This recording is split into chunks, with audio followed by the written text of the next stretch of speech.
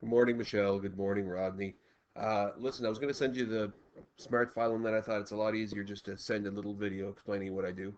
But anyway, I just started playing around with it the other day, and I realized that if I start with a page, so this is page one of my smart file, and what I basically did is I took it, I wrote essential geometry facts, and then what I did is I right-clicked on it and I cloned it, just like that. So basically, what I have here is two of the exact same pages. Okay. I'll delete that one I just cloned. But on the cloned page, which was this one, I have then added this sentence here. Okay? And that was the first fact I wanted to come up in my thing. So I started with this one, and then I put this one. And then what I did is I right-clicked on this, and I cloned the page again. Okay, so now I have two of the exact same second page. I delete this one. And then, so this is what I had. And then to that cloned page, I added this part right here. Okay? And then I just keep repeating the process. So I would clone this one, and then onto that clone page, I would add this. Then I would clone this page, and onto that clone page, I would add this. And basically what happens is when I present, so if I go to present mode, which is, where's my present mode? Or full screen.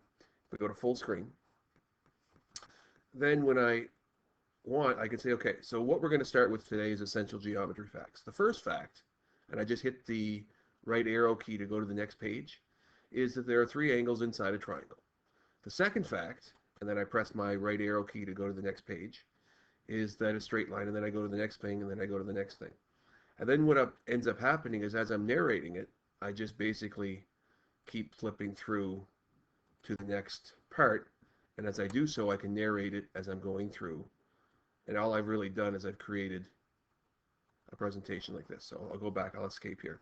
So as you can see from the thing here, all I do is I repeat the process every time with a new question. So let's just go down to a part here. So if I was narrating, for example, let's see about where it says no UNs. Okay, right here. So if I say, I'll just present here. So I'll go to present mode. I go to full screen. I say, question, is this an isosceles triangle?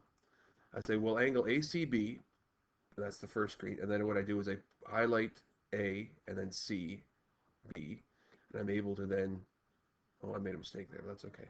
And angle ABC, I have it like that so I can basically highlight the areas I'm talking about, is 38. Then 71 plus 38 equals 109. And all I've really done, as you can see here, is I've just basically cloned the previous page, added a little bit to it, then added a little bit to the next clone page, and so on and so forth. And eventually, it looks like it's kind of like stop motion animation, right?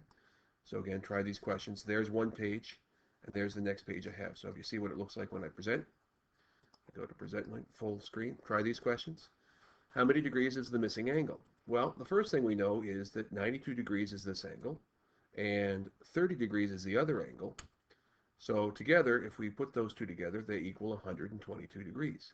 And we know that 180 degrees is the sum of all the angles inside a triangle, minus the two angles that we do know, which is 122, means that the missing angle that's up here must be 58 degrees, right?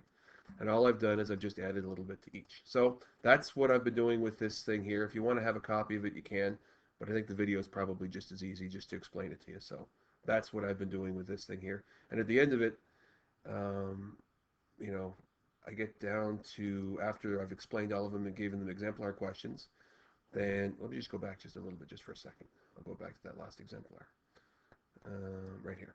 So this would be the last question. I'll just show you how it kind of goes. So how many degrees is angle A? Well, since 30 degrees is the base angle, and we know that the two base angles are the same, then that other base angle must be 30 degrees in this isosceles triangle. And since 30 plus 30 equals 60 degrees, and 180 degrees, then angle A must be equal to 180, take away the 60, which means angle A is 120 degrees. Okay, so try these four questions on your own, and then when you're ready to see the answers, just press unpause, and I'll show you what the answers are to the questions. And then what I would do, this thing's in the way for some reason. How do I move it? Well, whatever. And then at the end, I would just show all the answers to those questions. Okay? Anyway, hopefully that helped you. If not, whatever. Give me a call later, Michelle, if you want clarification.